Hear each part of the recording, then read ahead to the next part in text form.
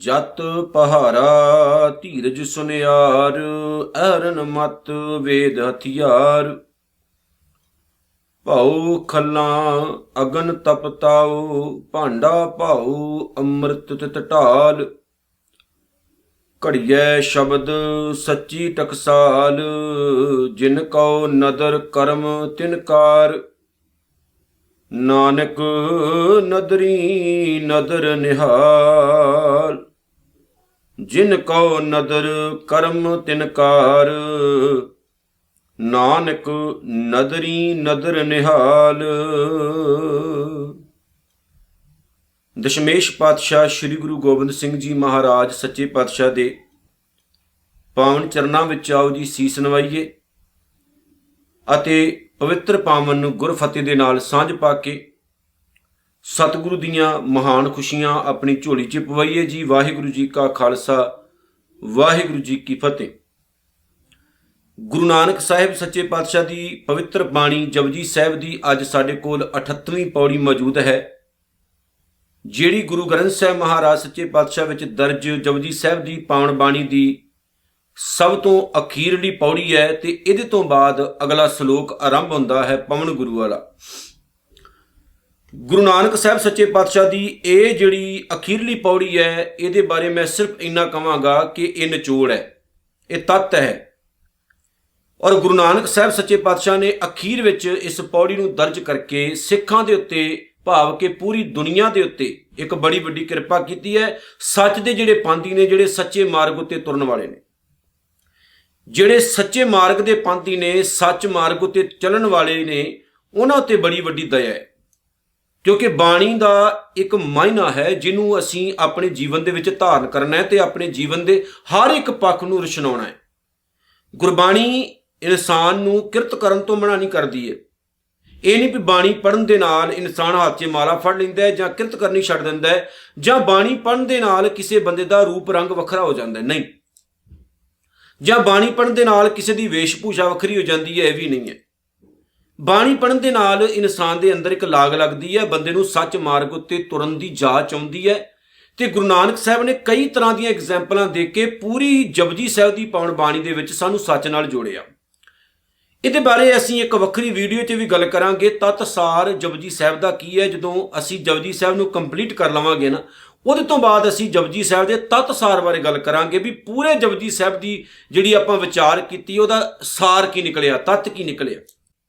ਸਾਹਿਬ ਨੇ ਕਿਹਾ ਵੀ ਜਤ ਪਹਾਰਾ, ਪਹਾਰਾ ਦਾ ਮਤਲਬ ਦੁਕਾਨ, ਸੁਨਿਆਰ ਦੀ ਦੁਕਾਨ। ਦੁਕਾਨ ਬਣਾਓ ਜਤ ਨੂੰ। ਜ਼ਿੰਦਗੀ ਵਿੱਚ ਜਤ ਹੋਣਾ ਬਹੁਤ ਜ਼ਰੂਰੀ ਹੈ। ਜਤੀ ਆਪਾਂ ਬਹੁਤ ਵੇਖੇ ਨੇ ਸੰਸਾਰ ਵਿੱਚ, ਸਪੈਸ਼ਲ ਤੌਰ ਤੇ ਜਿਹੜੇ ਕਹਿੰਦੇ ਨੇ ਆਪਾਂ ਵਿਆਹ ਨਹੀਂ ਕਰਾਉਂਦੇ ਜੀ, ਜਾਂ ਅਸੀਂ ਸ਼ੁਰੂ ਤੋਂ ਨਹੀਂ ਵਿਆਹ ਕਰਾਇਆ, ਇਹ ਜਮਾਂਦਰੂ ਜਤੀ ਬਣ ਗਏ। ਕੱਲਾ ਵਿਆਹ ਨਾ ਕਰਾਉਣ ਨਾਲ ਕੋਈ ਜਤੀ ਨਹੀਂ ਹੁੰਦਾ। ਇੱਕ ਹੁੰਦਾ ਜਤੀ, ਇੱਕ ਹੁੰਦਾ ਸਤੀ।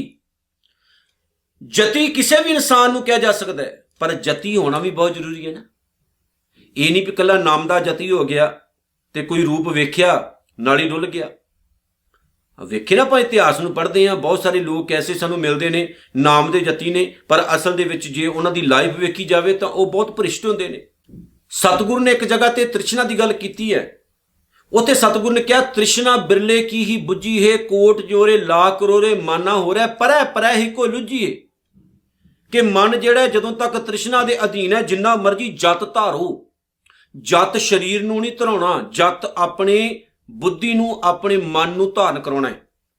ਜੇ ਸਾਡਾ ਮਨ ਜਤੀ ਨਹੀਂ ਹੋਇਆ, ਸਰੀਰ ਨੂੰ ਜਤੀ ਕਰਾਓਗੇ, ਲੋਕਾਂ ਨੂੰ ਜਿਹੜਾ ਉਹ ਦਿਖਾਓਗੇ ਵੀ ਬਾਬਾ ਜੀ ਨੇ ਜੀ ਪੂਰੀ ਜ਼ਿੰਦਗੀ ਵਿਆਹ ਨਹੀਂ ਕਰਾਇਆ, ਤੇ ਪਰ ਬਾਬਾ ਜੀ ਕਿਰਪਾ ਸਾਰਿਆਂ ਉੱਤੇ ਕਰ ਗਏ ਨੇ, ਅੰਦਰ ਖਾਤੇ ਪਤਾ ਵੀ ਨਹੀਂ ਲੱਗਾ। ਇਹ ਇਕੱਲਾ ਇਹ ਨਹੀਂ ਵੀ ਬਾਬਾ ਜੀ ਨੇ ਵਿਆਹ ਨਹੀਂ ਕਰਾਇਆ। ਜਤ ਦਾ ਮਤਲਬ ਹੈ ਆਪਣੇ ਗਿਆਨ ਇੰਦਰੀਆਂ ਨੂੰ ਬੁਰਾਈਆਂ ਵੱਲੋਂ ਰੋਕਣਾ, ਜਿਹੜੀ ਮੇਨ ਗੱਲ ਹੈ। ਕੱਲਾ ਜਤੀ ਉਹ ਨਹੀਂ ਹੁੰਦਾ ਜਿਹੜਾ ਆਨੰਦ ਨਾ ਪੜ੍ਹਾਵੇ, ਵਿਆਹ ਨਾ ਕਰਾਵੇ। ਜਤੀ ਅਸਲ 'ਚ ਉਹ ਹੁੰਦਾ ਹੈ ਜਿਸ ਇਨਸਾਨ ਨੇ ਆਪਣੀਆਂ ਅੱਖਾਂ ਨੂੰ ਰੋਕ ਲਿਆ ਮਾੜੇ ਪਾਸੇ ਵੇਖਣ ਤੋਂ, ਜਿਸ ਇਨਸਾਨ ਨੇ ਜ਼ੁਬਾਨ ਨੂੰ ਰੋਕ ਲਿਆ ਮਾੜਾ ਬੋਲਣ ਤੋਂ, ਜਿਸ ਬੰਦੇ ਨੇ ਕੰਨਾਂ ਨੂੰ ਰੋਕ ਲਿਆ ਹੈ ਮਾੜਾ ਸੁਣਨ ਤੋਂ, ਜਿਸ ਬੰਦੇ ਦੇ ਪੈਰ, ਬੰਦੇ ਦੇ ਹੱਥ ਮਾੜਾ ਕਰਦੇ ਨਹੀਂ, ਮਾੜੇ ਪਾਸੇ ਜਾਂਦੇ ਨਹੀਂ, ਜਤੀ ਤਾਂ ਉਹ ਹੈ, ਨਾ ਕਿ ਕਿਸੇ ਇਨਸਾਨ ਦਾ ਸਰੀਰ ਜਤੀ ਹੈ। ਹੁਣ ਗੁਰੂ ਨਾਨਕ ਸਾਹਿਬ ਕਹਿੰਦੇ ਨੇ ਆਪਣੇ ਸਰੀਰ ਦੇ ਅੰਦਰ ਹੀ ਇਹ ਦੁਕਾਨ ਬਣਾ, ਭਾਵ ਕਿ ਤੇਰੇ ਅੰਦਰ ਹੀ ਜਤ ਦੀ ਦੁਕਾਨ ਬਣ ਜਾਏ, ਤੇਰਾ ਜੀਵਨ ਇਦਾਂ ਦਾ ਹੋ ਜਾਏ। ਬਾਬਾ ਕਬੀਰ ਸਾਹਿਬ ਦਾ ਇੱਕ ਬਚਨ ਮੈਨੂੰ ਯਾਦ ਆ ਗਿਆ, ਨਾਲ ਸਾਂਝ ਪਾ ਕੇ ਤੁਰਾਂ। ਬਾਬਾ ਕਬੀਰ ਸਾਹਿਬ ਨੇ ਉੱਥੇ ਆਖਿਆ, ਕਹਿੰਦੇ ਨੇ ਰਾਮ ਜਪੋ ਜੀ ਐਸੇ ਐਸੇ, ਧਰੂ ਪ੍ਰਹਿਲਾਦ ਜਪਿਓ ਹਰ ਜੈਸੇ, ਦੀਨ ਦਿਆਲ ਭਰੋਸੇ ਤੇਰੇ ਸਭ ਪਰਿਵਾਰ ਚੜਾਇਆ ਬੇੜੇ। ਹੁਣ ਕਿਹੜਾ ਜੀ ਪਰਿਵਾਰ? ਆ ਸਰੀਰ ਦਾ ਪਰਿਵਾਰ ਹੈ, ਸਰੀਰ ਦੀ ਗੱਲ ਕਰਦੇ ਨੇ ਉਹ। ਕਹਿੰਦੇ ਨੇ ਮੈਨੂੰ ਤਾਂ ਤੇਰਾ ਹੀ ਆਸਰਾ ਹੈ, ਨਾ ਮੈਂ ਕੰਨਾਂ ਨਾਲ ਮਾੜਾ ਸੁਣਨਾ, ਅੱਖਾਂ ਨਾਲ ਮਾੜਾ ਦੇਖਣਾ, ਜ਼ੁਬਾਨ ਨਾਲ ਮਾੜਾ ਬੋਲਣਾ। ਮੈਂ ਤਾਂ ਚਾਹੁੰਦਾ ਕਿ ਮੇਰੇ ਪੂਰੇ ਸਰੀਰ ਦੇ ਉੱਤੇ ਮਾਲਕ ਤੂੰ ਕੰਟਰੋਲ ਕਰ, ਮੈਂ ਤੇਰੇ ਮੁਤਾਬਕ ਹੀ ਤੁਰਨਾ ਚਾਹੁੰਦਾ। ਤੇ ਕਲਗੀਆਂ ਵਾਲੇ ਨੇ ਕਿਰਪਾ ਵੀ ਕਿੱਡੀ ਵੱਡੀ ਸਾਡੇ ਤੇ ਕੀਤੀ, ਜਦੋਂ ਅੰਮ੍ਰਿਤ ਦੀ ਦਾਤ ਪਲਾਈ ਤੇ ਸਤਿਗੁਰੂ ਅੱਖਾਂ ਵਿੱਚ ਵੀ ਮਾਰ ਗਏ ਛੱਟੇ, ਸਿਰ 'ਚ ਵੀ ਮਾਰ ਗਏ, ਸਮਝਾ ਦਿੱਤਾ ਕਿ ਕੰਨਾਂ ਰਾਹੀਂ ਬਾਣੀ ਸੁਣੀ, ਸਿਰ ਤੇਰਾ ਗੁਰੂ ਅੱਗੇ ਝੁਕੇ, ਅੱਖਾਂ ਵਿੱਚ ਅੰਮ੍ਰਿਤ ਦੇ ਛੱਟੇ, ਭਾਵ ਕਿ ਤੇਰੀਆਂ ਅੱਖਾਂ ਕੇਵਲ ਗੁਰੂ ਦੇ ਦੀਦਾਰ ਕਰਨ, ਜ਼ੁਬਾਨ ਚੰਗਾ ਬੋਲੇ। ਇਹ ਸਤਿਗੁਰੂ ਦਾ ਬਚਨ ਹੈ। ਗੁਰੂ ਅਮਰਦਾਸ ਸੱਚੇ ਪਾਤਸ਼ਾਹ ਨੇ ਕੀ ਕਿਰਪਾ ਸਾਡੇ ਉੱਤੇ ਕੀਤੀ। ਸਤਿਗੁਰੂ ਨੇ ਕਿਹਾ, ਓਏ ਭਲਿਆ ਗੁਰਸਿੱਖਾ, ਜੇ ਜੀਵਨ ਨੂੰ ਸਾਫ਼ ਸੁਥਰਾ ਕਰਨਾ ਚਾਹੁੰਦਾ ਹੈ ਤਾਂ ਆਪਣੇ ਮਨ ਨੂੰ ਆਨੰਦਮਈ ਬਣਾ। ਆਨੰਦ ਮਿਲਦਾ ਕਿੱਦਾਂ? ਸਤਿਗੁਰੂ ਮੈਂ ਪਾਇਆ, ਗੁਰੂ ਦੇ ਰਾਹੀਂ, ਸਤਿਗੁਰੂ ਦੇ ਰਾਹੀਂ। ਜੇ ਵਿਚੋਲਾ ਬਣਾਉਣਾ ਤਾਂ ਕੇਵਲ ਗੁਰੂ ਨੂੰ ਬਣਾਓ, ਝੂਠਿਆਂ ਦੇ ਪਿੱਛੇ ਨਾ ਤੁਰੇ ਫਿਰੋ। ਸਤਿਗੁਰੂ ਨੇ ਕਿਹਾ, ਕਹਿੰਦੇ ਜਤੀ ਹੋਣਾ ਬਹੁਤ ਜ਼ਰੂਰੀ ਹੈ, ਪਰ ਜਤ ਧਾਰਨ ਕਰਨਾ, ਭਾਵ ਬੁਰਾਈਆਂ ਵੱਲੋਂ ਆਪਣੇ ਮਨ ਨੂੰ ਰੋਕ ਲੈਣਾ। ਇੱਕ ਚੀਜ਼ ਯਾਦ ਰੱਖਿਓ, ਗੁਰੂ ਨਾਨਕ ਸਾਹਿਬ ਦੇ ਘਰ ਦੇ ਵਿੱਚ ਬਾਬਾ ਸ਼੍ਰੀ ਚੰਦ ਜੀ ਪੈਦਾ ਹੋਏ ਨੇ, ਬਾਬਾ ਲਖਮੀ ਦਾਸ ਪੈਦਾ ਹੋਏ। ਕੁਦਰਤੀ ਮੇਰੇ ਦਿਮਾਗ 'ਚ ਇਹ ਗੱਲ ਆ ਗਈ। ਬਾਬਾ ਸ਼੍ਰੀ ਚੰਦ ਦੇ ਬਾਰੇ ਅਸੀਂ ਜਾਣਦੇ ਹਾਂ, ਬਹੁਤ ਸਾਰੇ ਲੋਕ ਇਹ ਵਿਚਾਰ ਰੱਖਦੇ ਨੇ ਕਿ ਗੁਰੂ ਨਾਨਕ ਸਾਹਿਬ ਦੀਆਂ ਗੱਲਾਂ ਨਾਲ ਬਾਬਾ ਸ਼੍ਰੀ ਚੰਦ ਜੀ ਸਹਿਮਤ ਨਹੀਂ ਹੋਏ, ਕੋਈ ਸ਼ੱਕ ਨਹੀਂ। ਸ਼ਾਇਦ ਇਹੋ ਕਾਰਨ ਕਿ ਗੁਰੂ ਗ੍ਰੰਥ ਸਾਹਿਬ ਦੇ ਵਿੱਚ ਬਾਬਾ ਸ਼੍ਰੀ ਚੰਦ ਨੂੰ ਪ੍ਰਵਾਨਤਾ ਨਹੀਂ ਦਿੱਤੀ ਗਈ, ਸਹੀ ਨਹੀਂ ਮੰਨਿਆ ਗਿਆ। ਜਿਹੜੇ ਲੋਕ ਇਹ ਗੱਲ ਕਹਿੰਦੇ ਨੇ ਕਿ ਸੁਖਮਨੀ ਸਾਹਿਬ ਦਾ ਇੱਕ ਸ਼ਬਦ ਬਾਬਾ ਸ਼੍ਰੀ ਚੰਦ ਨੇ ਅਗਾਂਹ ਤੁਰਵਾਇਆ ਸੀ, ਗੁਰੂ ਅਰਜਨ ਸਾਹਿਬ ਕੋਲ ਰੁਕ ਗਿਆ ਸੀ, ਉਹ ਵੀ ਉੱਥੇ ਗਲਤ ਹੈ। ਨਾਲ ਦੀ ਨਾਲ ਮੈਂ ਗੱਲ ਦੱਸ ਦਵਾਂ, ਬਾਬਾ ਸ਼੍ਰੀ ਚੰਦ ਜੀ ਜਤੀ ਰਹੇ ਨੇ ਕਿਹਾ ਜਾਂਦਾ ਹੈ, ਪਰ ਕੀ ਗੁਰਬਾਣੀ ਇਸ ਚੀਜ਼ ਨੂੰ ਮੰਨਦੀ ਹੈ? ਸਤਿਗੁਰੂ ਜੀ ਆਪਣੀ ਪਾਵਨ ਬਾਣੀ ਵਿੱਚ ਇਸ ਚੀਜ਼ ਨੂੰ ਮੰਨਦੇ ਨੇ? ਨਹੀਂ ਮੰਨਦੇ। ਜਿਹੜਾ ਇਨਸਾਨ ਦਾ, ਬੰਦੇ ਦਾ ਜੀਨਸ ਸਿਸਟਮ ਹੈ, ਜਿਹੜਾ ਅਗਾਂਹ ਦੁਨੀਆ ਨੂੰ ਚਲਾਉਂਦਾ ਹੈ, ਬਿੰਦ ਵੀਰਜ, ਸਤਿਗੁਰੂ ਜੀ ਕਹਿੰਦੇ ਨੇ ਜੇਕਰ ਕੋਈ ਇਨਸਾਨ ਆਪਣੇ ਉਸ ਚੀਜ਼ ਨੂੰ ਰੋਕ ਲਵੇ, ਭਾਵ ਕਵੇ ਨਾ ਜੀ ਮੈਂ ਤਾਂ ਬਹੁਤ ਜਤੀ ਹਾਂ ਜੀ, ਮੈਂ ਵਿਆਹ ਨਹੀਂ ਕਰਾਇਆ ਪੂਰੀ ਜ਼ਿੰਦਗੀ, ਸਤਿਗੁਰੂ ਕਹਿੰਦੇ ਕਿ ਇਦਾਂ ਕੋਈ ਬੰਦਾ ਮਹਾਨ ਬਣ ਜਾਂਦਾ ਹੈ? ਜੇ ਇਦਾਂ ਮਹਾਨ ਬਣ ਜਾਂਦਾ ਹੈ ਤੇ ਖੁਸਰੇ, ਜਿਹੜੇ ਖੁਸਰੇ ਨੇ, ਜਮਾਂਦਰੂ ਖੁਸਰੇ ਨੇ, ਕਿਉਂ ਨਾ ਪਰਮਗਤ ਪਾਈ, ਉਹ ਕਿਉਂ ਨਹੀਂ ਪਰਮੇਸ਼ਰ ਬਣ ਗਏ, ਉਹ ਕਿਉਂ ਨਹੀਂ ਰੱਬ ਹੋ ਗਏ? ਫਿਰ ਉਹਨਾਂ ਨੂੰ ਰੱਬ ਹੋ ਜਾਣਾ ਚਾਹੀਦਾ ਸੀ। ਗੁਰੂ ਨਾਨਕ ਸਾਹਿਬ ਸੱਚੇ ਪਾਤਸ਼ਾਹ ਨੇ ਬਾਬਾ ਸ਼੍ਰੀ ਚੰਦ ਨੂੰ ਨਹੀਂ ਪ੍ਰਵਾਨ ਕੀਤਾ। ਕਿਉਂ? ਕਿਉਂਕਿ ਉਹ ਗੁਰੂ ਨਾਨਕ ਸਾਹਿਬ ਦੀਆਂ ਗੱਲਾਂ ਨਾਲ ਸਹਿਮਤ ਨਹੀਂ ਹੋਏ। ਇਹ ਹੰਕਾਰ ਨਹੀਂ ਸੀ, ਉਹ ਅਸਲ ਦੇ ਵਿੱਚ ਰਸਤਾ ਭਟਕ ਗਏ ਸੀ, ਦੂਸਰੇ ਰਸਤੇ ਉੱਤੇ ਤੁਰ ਪਏ ਤੇ ਗੁਰੂ ਨਾਨਕ ਸਾਹਿਬ ਨੇ ਆਪਣੇ ਪੁੱਤਰ ਨੂੰ ਵੀ ਪ੍ਰਵਾਨ ਨਹੀਂ ਕੀਤਾ। ਅਸੀਂ ਕੌਣ ਹਾਂ ਜੀ ਦੱਸੋ? ਜੇ ਅਸੀਂ ਗੁਰੂ ਨਾਨਕ ਸਾਹਿਬ ਦੀਆਂ ਗੱਲਾਂ ਨਾਲ ਸਹਿਮਤ ਨਹੀਂ ਹੋਵਾਂਗੇ ਤੇ ਗੁਰੂ ਨਾਨਕ ਸਾਹਿਬ ਨੇ ਆਪਣੇ ਬੱਚਿਆਂ ਨੂੰ ਛੱਡ ਕੇ ਗੁਰਤਾ ਗੱਦੀ ਦੀ ਦਾਤ ਕਿਉਂ ਭਾਈ ਲਹਿਣੇ ਨੂੰ ਅੰਗਦ ਬਣਾ ਕੇ ਦਿੱਤੀ ਸੀ? ਇੱਥੇ ਥੋੜਾ ਜਿਹਾ ਥਿੰਕ ਕਰਿਓ, ਥੋੜਾ ਜਿਹਾ ਵਿਚਾਰਿਓ। ਹੁਣ ਜਿਹੜੇ ਸਿੱਖ ਕੌਮ ਦੇ ਵਿੱਚ ਬਾਬੇ ਨੇ, ਜਿਹੜੇ ਉਹ ਨੇ ਕਹਿੰਦੇ ਨਹੀਂ ਜੀ ਵਿਆਹ ਨਹੀਂ ਕਰਾਉਣਾ, ਕਿੱਥੇ ਚਲ ਗਏ ਹੋ? ਬਹੁਤ ਸਾਰੀਆਂ ਐਸੀਆਂ ਨਿਰਮਲੇ ਸਾਧਾਂ ਦੀਆਂ ਪ੍ਰਪਾਰਟੀਆਂ ਨੇ ਜਿਨ੍ਹਾਂ ਦੇ ਬਾਰੇ ਇਹ ਕਿਹਾ ਜਾਂਦਾ ਹੈ, ਦੇਖੋ ਜੀ ਜਿਹੜਾ ਇਸ ਗੱਦੀ ਤੇ ਬੈਠੇ ਉਹ ਵਿਆਹ ਨਹੀਂ ਕਰਾ ਸਕਦਾ। ਕਿਹੜੇ ਪਾਸੇ ਚੱਲ? ਗੁਰੂ ਨਾਨਕ ਸਾਹਿਬ ਤਾਂ ਖੁਦ ਬੱਚਿਆਂ ਵਾਲੇ ਨੇ, ਉਹਨਾਂ ਨੇ ਵਿਆਹ ਕਰਵਾਇਆ।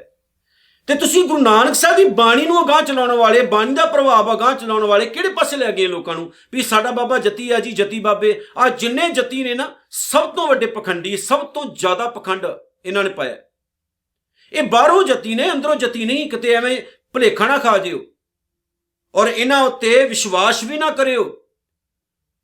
ਤੇ ਮੈਂ ਨਾਲ ਇਹ ਵੀ ਕਹਿ ਦਵਾਂ, ਆਪਣੀਆਂ ਬੱਚੀਆਂ ਨੂੰ, ਆਪਣੀਆਂ ਧੀਆਂ ਭੈਣਾਂ ਨੂੰ ਜ਼ਰੂਰ ਬਚਾ ਕੇ ਰੱਖੋ ਪਖੰਡੀਆਂ ਤੋਂ, ਕਿਉਂਕਿ ਜਿੰਨਾ ਜ਼ਿਆਦਾ ਖਲਾਰਾ ਪਖੰਡੀਆਂ ਨੇ ਪਾਇਆ ਉਹਨਾਂ ਦੁਨੀਆ 'ਚ ਹੋਰ ਕਿਸੇ ਨੇ ਨਹੀਂ ਪਾਇਆ।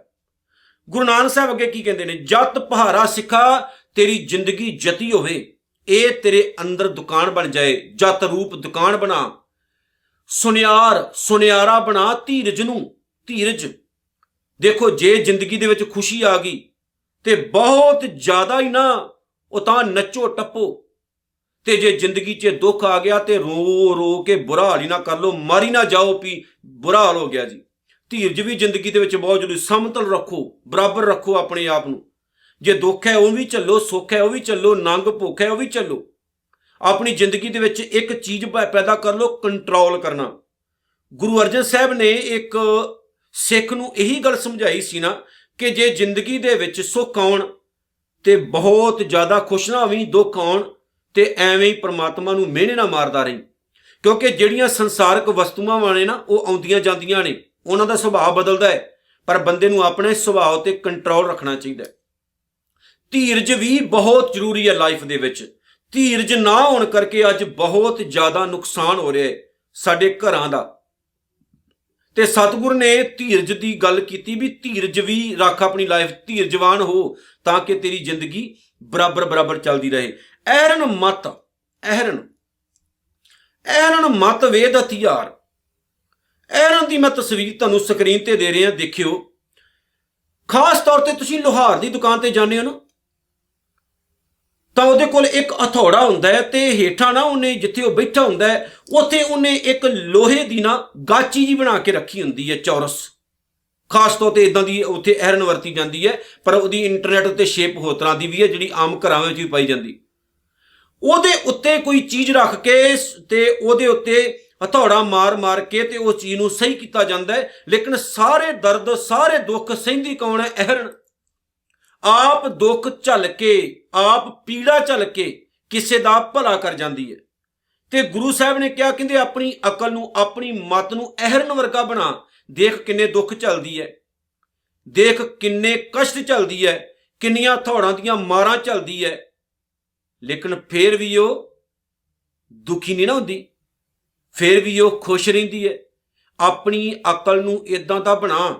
ਯਾਦ ਰੱਖੀ, ਜ਼ਿੰਦਗੀ ਵਿੱਚ ਬਹੁਤ ਮਾਰਾਂ ਝੱਲਣੀਆਂ ਪੈਂਦੀਆਂ ਨੇ, ਬਹੁਤ ਕਸ਼ਟ ਝੱਲਣੇ ਪੈਂਦੇ ਨੇ, ਬਹੁਤ ਦੁੱਖ ਦੇਖਣੇ ਪੈਂਦੇ ਨੇ ਇਨਸਾਨ ਨੂੰ। ਤੇ ਮਤ ਨੂੰ ਸਮਝਾ ਕੇ ਰੱਖ, ਕਿਉਂਕਿ ਇਨਸਾਨ ਜਦੋਂ ਤੱਕ ਆਪਣੇ ਜੀਵਨ ਨੂੰ ਅੱਗ ਦੇ ਵਿੱਚ ਨਾ ਤਪਾਵੇ, ਬੰਦੇ ਨੂੰ ਅਕਲ ਨਹੀਂ ਜਿਉਂਦੀ। ਯਾਦ ਰੱਖਿਓ, ਪਰਮਾਤਮਾ ਨੇ ਦਿਮਾਗ ਸਾਰਿਆਂ ਨੂੰ ਦਿੱਤਾ ਹੈ, ਲੇਕਿਨ ਮਤ ਉਦੋਂ ਤੱਕ ਸਾਡੀ ਉੱਚੀ ਨਹੀਂ ਹੋ ਸਕਦੀ ਜਦੋਂ ਤੱਕ ਅਸੀਂ ਆਪਣੇ ਮਨ ਉੱਤੇ ਕੰਟਰੋਲ ਨਹੀਂ ਕਰਾਂਗੇ। ਤਾਂ ਹੀ ਮਨ ਨੀਵਾਂ, ਮਤ ਉੱਚੀ ਗੱਲ ਕੀਤੀ ਹੈ। ਐਰਨ ਮਤ ਤਾਂ ਹੀ ਆਖਿਆ ਗਿਆ ਵੀ ਉਸ ਆਪਣੀ ਮਤ ਨੂੰ ਉਹਦੇ ਵਰਗਾ ਬਣਾ ਤਾਂ ਕਿ ਤੇਰੀ ਮਤ ਝੱਲੇ, ਦੁਨੀਆਦਾਰੀ ਦੇ ਦੁੱਖਾਂ ਨੂੰ, ਕਲੇਸ਼ਾਂ ਨੂੰ ਝੱਲੇ, ਝੱਲਣਯੋਗ ਹੋ ਜਾਏ। ਦੇਖੋ, ਜ਼ਿੰਦਗੀ ਇਦਾਂ ਦੀ ਸਾਡੀ ਹੈ ਕਿ ਦੁੱਖ ਸੁੱਖ ਚੱਲਦੇ ਰਹਿੰਦੇ ਨੇ। ਜ਼ਿੰਦਗੀ ਇਦਾਂ ਦੀ ਹੈ, ਜੇ ਤੁਹਾਨੂੰ ਅੱਜ 100 ਬੰਦਾ ਚੰਗਾ ਕਹਿੰਦਾ ਹੈ ਨਾ, ਤਾਂ ਉਹਦੇ ਵਿੱਚੋਂ ਤੁਹਾਨੂੰ 50 ਬੰਦੇ ਮਾੜੇ ਵੀ ਕਹਿ ਸਕਦੇ ਨੇ। ਜੇ ਤੁਹਾਨੂੰ ਅੱਜ ਸਲਾਉਣ ਵਾਲੇ ਨੇ, ਤੁਹਾਨੂੰ ਮਾੜਾ ਕਹਿਣ ਵਾਲੇ ਵੀ ਨੇ। ਕੰਟਰੋਲ ਕਰਨਾ ਸਿੱਖੋ ਦਿਮਾਗ ਦੇ ਉੱਤੇ, ਆਪਣੀ ਬੁੱਧੀ ਨੂੰ, ਆਪਣੀ ਮਤ ਨੂੰ ਕੰਟਰੋਲ ਦੇ ਵਿੱਚ ਰੱਖੋ। ਇੱਕ ਮੈਂ ਗੱਲ ਕਹਿ ਦੇਵਾਂ ਗੁਰੂ ਨਾਨਕ ਸਾਹਿਬ ਦੇ ਜੀਵਨ ਦੀ।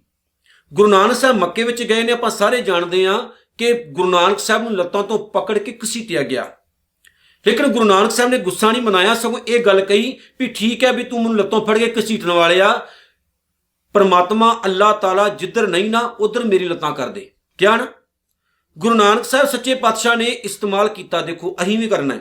ਗੁਰੂ ਨਾਨਕ ਸਾਹਿਬ ਸੱਚੇ ਪਾਤਸ਼ਾਹ ਹਰਿਦੁਆਰ ਜਾਂਦੇ ਨੇ, ਪੰਡਤ ਕਿੱਧਰ ਪਾਣੀ ਦੇ ਰਹੇ, ਗੁਰੂ ਨਾਨਕ ਸਾਹਿਬ ਕਿੱਧਰ ਦਿੰਦੇ ਨੇ, ਬੜੀ ਸਹਿਣਸ਼ੀਲਤਾ ਦੇ ਨਾਲ ਜਵਾਬ ਦਿੱਤਾ। ਗੁਰੂ ਨਾਨਕ ਸਾਹਿਬ ਸੱਚੇ ਪਾਤਸ਼ਾਹ ਜੀ ਬਗਦਾਦ ਵਿੱਚ ਜਾਂਦੇ ਨੇ, ਜਿੱਥੇ ਲੋਕ ਉਹਨਾਂ ਨੂੰ ਪੱਥਰ ਮਾਰਦੇ ਨੇ। ਦਸਤਗੀਰ ਪੀਰ ਪੱਥਰ ਮਰਵਾਉਂਦਾ ਹੈ, ਲੇਕਿਨ ਗੁਰੂ ਨਾਨਕ ਸਾਹਿਬ ਸੱਚੇ ਪਾਤਸ਼ਾਹ ਪੱਥਰ ਖਾਣ ਤੋਂ ਬਾਅਦ ਵੀ ਉਹਨਾਂ ਨੂੰ ਸੱਚ ਉਪਦੇਸ਼ ਦਿੰਦੇ ਨੇ, ਝਗੜਦੇ ਨਹੀਂ ਕਿਸੇ ਨਾਲ, ਲੜਦੇ ਨਹੀਂ ਕਿਸੇ ਨਾਲ। ਅੱਜ ਤਾਂ 1 ਮਿੰਟ 'ਚ ਆਪਾਂ ਲੜਾਈਆਂ ਕਰਨੀ ਸ਼ੁਰੂ ਕਰ ਦਿੰਦੇ। ਇੱਕ ਕੋਈ ਗਲਤ ਬੋਲਿਆ ਨਹੀਂ, ਦੂਸਰਾ ਉਹਦੇ ਨਾਲ ਹੀ ਝਗੜਾ ਸ਼ੁਰੂ ਕਰ ਲੈਂਦਾ। ਆਪਣੀ ਮਤ ਨੂੰ ਐਰਨ ਵਰਗਾ ਸਥਿਰ ਵੀ ਬਣਾਉਣਾ ਹੈ ਆਪਾਂ। ਅਕਲ ਉੱਤੇ, ਮਤ ਉੱਤੇ ਕੰਟਰੋਲ ਰੱਖੋ। ਖਾਸ ਤੌਰ ਤੇ ਮੈਂ ਇਹ ਗੱਲ ਕਹਿ ਦੇਵਾਂ, ਪਿਓ ਪੁੱਤ ਦੀ ਬਹੁਤ ਲੜਾਈ ਹੈ ਸਾਡੇ ਘਰਾਂ ਦੇ ਵਿੱਚ। ਪੁੱਤਰ ਨੂੰ ਪਿਓ ਨੇ ਕੁਝ ਕਹਿ ਦਿੱਤਾ ਨਾ, ਤੇ ਪੁੱਤਰ ਇੰਨਾ ਹੋਸ਼ਾ ਨਾ ਬਣੇ ਕਿ ਆਪਣੇ ਪਿਓ ਦੀ ਪੱਗ ਜਾਂ ਦਾੜੀ ਨੂੰ ਹੱਥ ਪਾਵੇ ਜਾਂ ਆਪਣੇ ਪਿਓ ਨੂੰ ਗਾਲਾਂ ਕੱਢਣ ਲੱਗ ਪਵੇ। ਮਾਂ ਨੇ ਜੇ ਧੀ ਨੂੰ ਕੁਝ ਕਹਿ ਦਿੱਤਾ ਨਾ, ਤੇ ਧੀ ਵੀ ਸਮਝਦਾਰ ਹੋਵੇ, ਨਾ ਕਿ ਉਹ ਆਪਣੀ ਮਾਂ ਨੂੰ ਉਹਦੀ ਪੱਤ ਰੋਲੇ। ਇਹ ਸਮਝਦਾਰ ਜ਼ਰੂਰ ਬਣਿਓ ਇੱਥੇ। ਜੇ ਅਕਲ ਨਹੀਂ ਨਾ ਆਈ ਤੇ ਜ਼ਿੰਦਗੀ ਵਿਅਸਤ ਹੈ। ਸੋ ਆਪਣੀ ਮਤ ਨੂੰ, ਆਪਣੀ ਅਕਲ ਨੂੰ ਇਸ ਹਿਸਾਬ ਨਾਲ ਬਣਾਓ ਕਿ ਸਾਨੂੰ ਬਹੁਤ ਕੁਝ ਝੱਲਣਾ ਪੈ ਸਕਦਾ ਜ਼ਿੰਦਗੀ ਦੇ ਵਿੱਚ। ਅੱਗੇ ਵੇਦ ਹਥਿਆਰ, ਹਥੌੜਾ ਕਿਉਂਕਿ ਅਹਿਰਨ ਦਾ ਹਥੌੜੇ ਨਾਲ ਸੰਬੰਧ ਹੈ। ਸਤਿਗੁਰ ਕਹਿੰਦੇ ਨੇ ਗਿਆਨ ਨੂੰ ਹਥੌੜਾ ਬਣਾ। ਦੇਖੋ ਵੱਡੀ ਗੱਲ ਹੈ, ਹਥੌੜਾ ਬਣਾ ਆਪਣੇ ਗਿਆਨ ਨੂੰ। ਕਿਸੇ ਵੀ ਚੀਜ਼ ਨੂੰ ਕੁੱਟਣਾ ਹੈ, ਤਰਾਸ਼ਣਾ ਹੈ ਤੇ ਉਹਨੂੰ ਸਿੱਧਾ ਕਰਨਾ ਹੈ, ਉਹਦੇ ਲਈ ਤੇਰੇ ਕੋਲ ਹਥੌੜਾ ਗਿਆਨ ਦਾ ਹੀ ਹੋਵੇ। ਜੇ ਤੇਰੇ ਕੋਲ ਗਿਆਨ ਦਾ ਹਥੌੜਾ ਹੈ, ਕੋਈ ਦੁਨੀਆ ਦੀ ਪਰਵਾਹ ਨਹੀਂ ਹੈ, ਭਾਵ ਕੋਈ ਤੈਨੂੰ ਡੁਲਾ ਨਹੀਂ ਸਕਦਾ, ਕੋਈ ਤੈਨੂੰ ਥੜਕਾ ਨਹੀਂ ਸਕਦਾ। ਅੱਜ ਸਿੱਖਾਂ ਦੇ ਕੋਲ ਗਿਆਨ ਦਾ ਹਥੌੜਾ ਨਹੀਂ ਨਾ ਰਿਹਾ। ਇਸੇ ਵਜ੍ਹਾ ਕਰਕੇ ਸਿੱਖ ਸਭਨਾਂ ਦੇ ਅੱਗੇ ਲਾ ਕੇ ਤੁਰੇ ਫਿਰਦੇ, ਸਾਰਿਆਂ ਦੇ ਅੱਗੇ ਲਾ ਕੇ ਤੁਰੇ ਫਿਰਦੇ। ਗੁਰੂ ਗ੍ਰੰਥ ਸਾਹਿਬ ਕੇਵਲ ਉਹਨਾਂ ਲਈ ਇੱਕ ਪੂਜਨਾ ਸਥਾਨ ਬਣ ਗਿਆ। ਕੋਈ ਜੰਮਿਆ ਮਰਿਆ, ਗੁਰੂ ਗ੍ਰੰਥ ਸਾਹਿਬ ਦੀ ਲੋੜ ਹੈ, ਲੇਕਿਨ ਆਸੇ ਪਾਸੇ ਉਹ ਤੁਰੇ ਫਿਰਦੇ ਨੇ, ਕਿਉਂਕਿ ਗਿਆਨ ਦੀ ਘਾਟ ਸਿੱਖਾਂ ਕੋਲ ਰਹੀ ਹੈ। ਸਤਿਗੁਰੂ ਨੇ ਕਿਹਾ, ਕਹਿੰਦੇ ਇਸ ਲਈ ਭਾਈ ਹਥੌੜਾ ਗਿਆਨ ਦਾ ਰੱਖੋ। ਹਥੌੜਾ ਬਹੁਤ ਜ਼ਰੂਰੀ ਹੈ, ਯਾਦ ਰੱਖਿਓ, ਬਹੁਤ ਜ਼ਰੂਰੀ ਹੈ। ਜੇ ਸਿੱਖੋ ਤੁਹਾਡੇ ਕੋਲ ਗਿਆਨ ਦਾ ਹਥੌੜਾ ਨਿਕਲ ਗਿਆ, ਖਤਮ ਹੋ ਤੁਸੀਂ। ਅੱਗੇ ਭਉ ਖਲਾ ਰੱਬੀ ਡਰ। ਸਤਿਗੁਰੂ ਜੀ ਕਹਿੰਦੇ ਨੇ ਕਿ ਪ੍ਰਮਾਤਮਾ ਦੇ ਡਰ ਨੂੰ ਧੌਂਕਣੀ ਬਣਾ। ਧੌਂਕਣੀ ਜਿਹਦੇ ਨਾਲ ਜਿਹੜਾ ਸੁਨਿਆਰਾ ਨਾ ਅੱਗ ਬਾਲਦਾ ਹੈ ਫੂਕ ਮਾਰ ਕੇ, ਧੌਂਕਣੀ ਬਣਾ। ਰੱਬ ਦਾ ਡਰ ਤੇਰੀ ਧੌਂਕਣੀ ਹੋਵੇ। ਸਤਿਗੁਰੂ ਜੀ ਕੀ ਕਹਿੰਦੇ ਨੇ ਅੱਗੇ, ਅਗਨ ਤਪਤਾਓ ਤੇ ਅੱਗ ਹੋਵੇ ਤੇਰੀ ਮਿਹਨਤ, ਤੇਰੀ ਘਾਲ ਕਮਾਈ ਇਹ ਤੇਰੀ ਅੱਗ ਹੋਵੇ। ਭਾਵ ਕਿ ਪ੍ਰਮਾਤਮਾ ਦੇ ਰਸਤੇ ਉੱਤੇ ਤੁਰਨ ਵਾਲਿਆ, ਪ੍ਰਮਾਤਮਾ ਦੇ ਰਸਤੇ ਉੱਤੇ ਜਾਣ ਵਾਲਿਆ, ਇਹ ਚਿੱਤੇ ਰੱਖੀ ਕਿ ਜੇ ਆਪਣੀ ਜ਼ਿੰਦਗੀ ਨੂੰ ਮਿਹਨਤ ਦੀ ਅੱਗ ਦੇ ਵਿੱਚ ਨਹੀਂ ਬਾਲੇਗਾ, ਉਦੋਂ ਤੱਕ ਤੈਨੂੰ ਰੱਬ ਨੇ ਵੀ ਪ੍ਰਵਾਨ ਨਹੀਂ ਕਰਨਾ। ਵੇਲੇ ਬਹੁਤ ਤੁਰੇ ਫਿਰਦੇ ਨੇ ਇਸ ਸੰਸਾਰ ਦੇ ਵਿੱਚ, ਯਾਦ ਰੱਖਿਓ।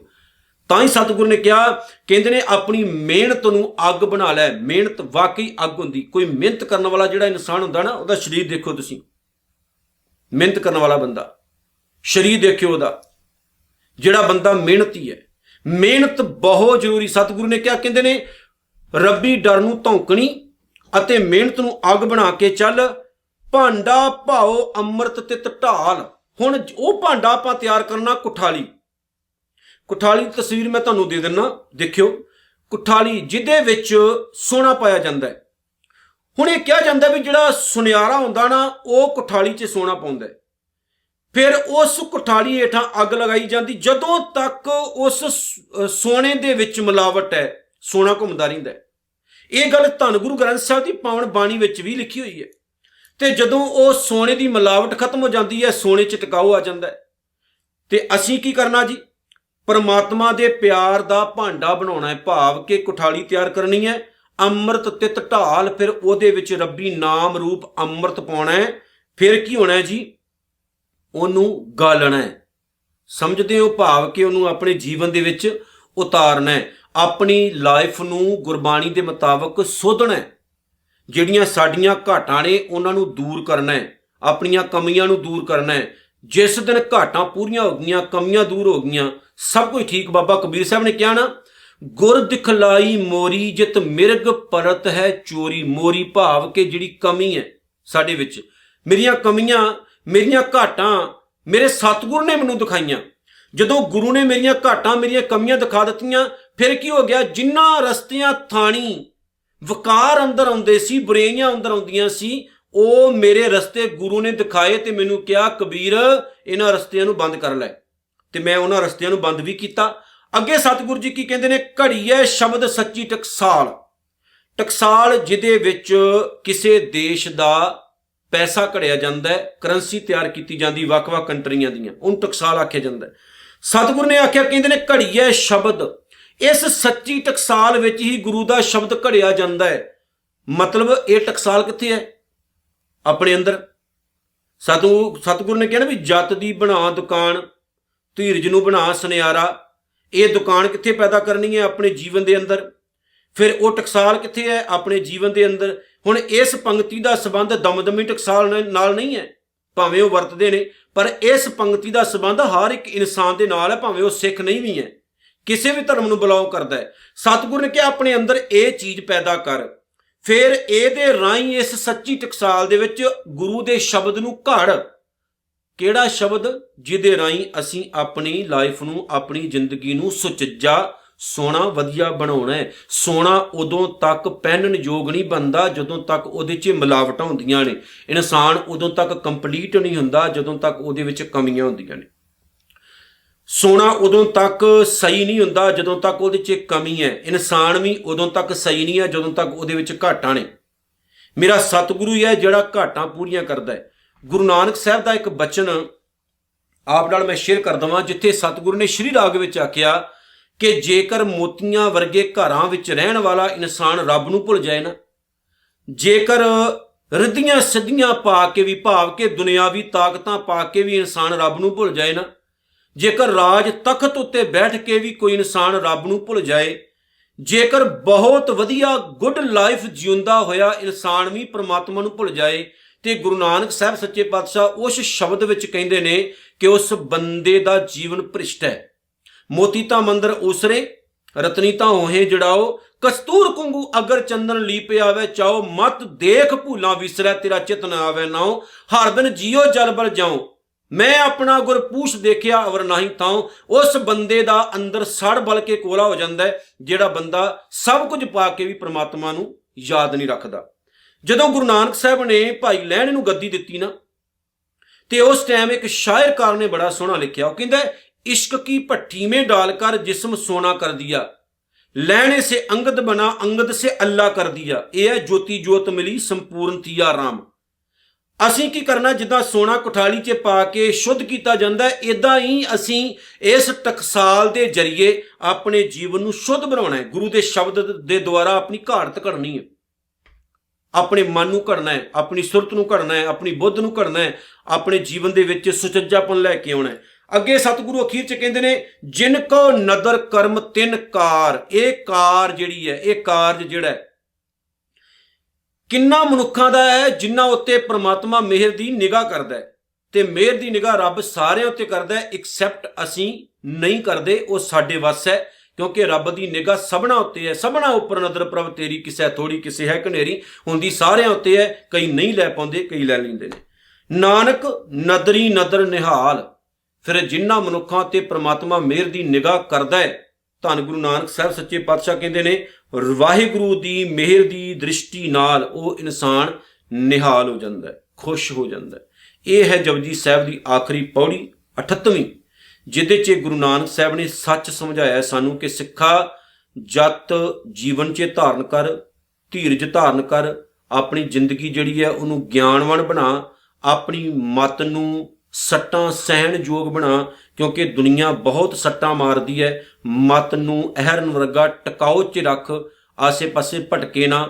ਐਡੀ ਛੇਤੀ ਕਈ ਵਾਰ ਇੱਦਾਂ ਹੁੰਦਾ ਨਾ, ਜ਼ਿੰਦਗੀ ਦੇ ਵਿੱਚ ਪ੍ਰੋਬਲਮ ਆ ਜਾਣ ਤਾਂ ਇਨਸਾਨ ਜਿਹੜਾ ਹੈ ਆਪਣੀ ਲਾਈਫ ਨੂੰ ਖਤਮ ਕਰਨ ਦੀਆਂ ਵੀ ਸੋਚਾਂ ਸੋਚਣੀਆਂ ਸ਼ੁਰੂ ਕਰ ਦਿੰਦਾ ਹੈ। ਇਹ ਸਤਿਗੁਰੂ ਕਿਰਪਾ ਕਰੇ ਤੇ ਸਾਡੀ ਮਤ ਜਿਹੜੀ ਅਹਿਰਨ ਵਰਗੀ ਟਿਕਾਓ 'ਚ ਆਏ। ਸਤਿਗੁਰੂ ਜੀ ਕਹਿੰਦੇ ਨੇ ਇੱਦਾਂ ਦੀ ਲਾਈਫ ਗੁੱਡ ਬਣੇਗੀ, ਫਿਰ ਇਸ ਸੱਚੀ ਟਕਸਾਲ ਦੇ ਜਰੀਏ ਤੇਰਾ ਜਿਹੜਾ ਜੀਵਨ ਹੈ ਉਹ ਗੁਰੂ ਨਾਨਕ ਸਾਹਿਬ ਕਹਿੰਦੇ ਨੇ ਰੱਬੀ ਕਿਰਪਾ ਦੇ ਨਾਲ ਸੁਚੱਜਾ ਬਣ ਜਾਏਗਾ, ਤੇ ਤੂੰ ਸਦਾ ਖੁਸ਼ ਰਹੇਂਗਾ ਸਿੱਖਾ, ਜੇ ਮੇਰੀਆਂ ਇਹਨਾਂ ਗੱਲਾਂ ਨੂੰ ਆਪਣੇ ਜੀਵਨ ਦੇ ਵਿੱਚ ਧਾਰਨ ਕਰੇਂਗਾ ਤਾਂ।